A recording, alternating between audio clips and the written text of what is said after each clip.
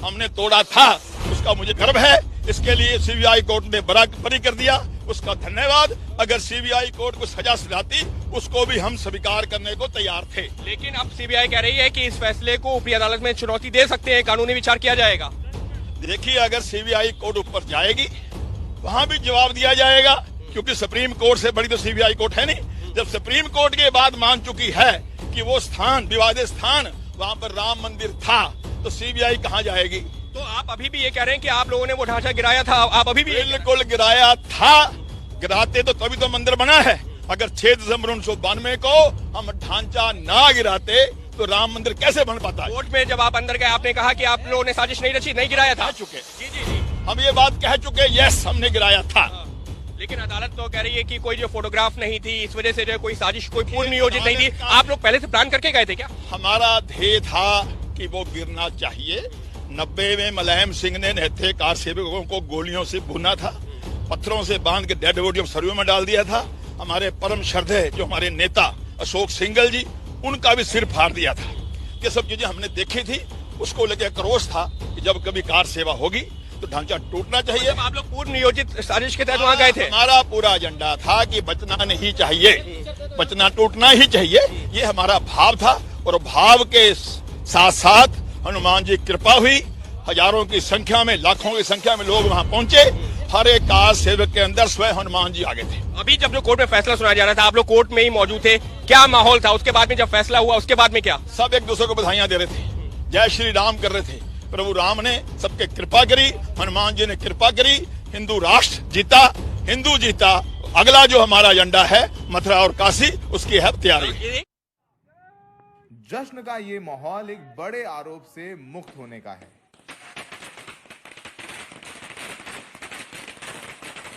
BJP के कद्दावर नेताओं लालकृष्ण आडवाणी और मुरली मनोहर जोशी के घर मिठाई बांटी जा रही है, क्योंकि बाबरी मस्जिद विध्वंस केस में दोनों ही नेताओं को बरी कर दिया गया है। कोर्ट ने इन दोनों नेताओं के अलावा बाकी 30 आरोपियों को भी ये कहते हुए बरी कर दिया कि किसी के खिलाफ बाबरी मस्जिद ढहाने के लिए कार सेवकों को उकसाने के कोई सबूत नहीं मिले हैं। 2300 पन्नों का फैसला देने के बाद जज एसके यादव भी बुधवार को रिटायर हो गए। फैसला देते हुए कोर्ट ने कहा कि विध्वंस के वक्त आडवाणी जोशी मंच पर मौजूद थे, लेकिन बाबरी मस्जिद विध्वंस के लिए इन्होंने कार सेवकों का साथ दिया, इसके सबूत नहीं मिले हैं। असामाजिक तत्वों ने बाबरी मस्जिद ढहाई। नारों का ऑडियो आरोपियों की आवाज से मेल नहीं खाता। गवाहों ने कोर्ट में माना कि सबूत के तौर पर दिए गए वीडियो फुटेज से छेड़छाड़ हुई। सीबीआई नहीं साबित कर पाई कि आरोपियों ने भड़काऊ भाषण दिए, जिससे दो संप्रदायों के बीच दंगा भड़का। सिर्फ उत्तेजक भाषण से आरोपी दोषी साबित नहीं हो सकते। आरोपियों द्वारा दंगा भड़काने के भी सबूत नहीं मिले हैं। वह अत्यंत महत्वपूर्ण है और हम सब के लिए बहुत खुशी का प्रसंग है। जब ये समाचार सुना, जय श्री राम कह करके हमने इसका स्वागत किया। देखिए, मैं इस ऐतिहासिक निर्णय का स्वागत करता हूं और मैं समझता हूं कि सारा देश इस निर्णय से बहुत प्रसन्न है। अब इस मामले के एक और आरोपी और बीजेपी सांसद विनय कटियार को अयोध्या के बाद मथुरा और काशी की याद आ रही है। मथुरा काशी का जो मामला है, सब संतों को बुला करके तय करेंगे, सब साधु संत तय करेंगे। और मथुरा वृंदावन तो पूरा संतों का गढ़ है। लेकिन सबसे बड़ा सवाल यह है कि क्या मुस्लिम पक्ष फैसले के खिलाफ हाई कोर्ट जाएगा?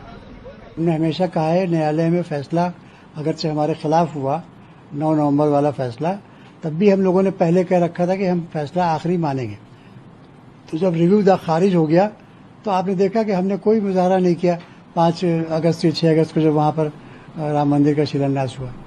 तो ऐसे ही देश की जनता को न्यायालय पर भरोसा करना चाहिए और न्यायालय को ये चाहिए कि वो कानून और एविडेंस की बुनियाद पर फैसला दे, ताकि उन पर जो भरोसा है वो खत्म न हो।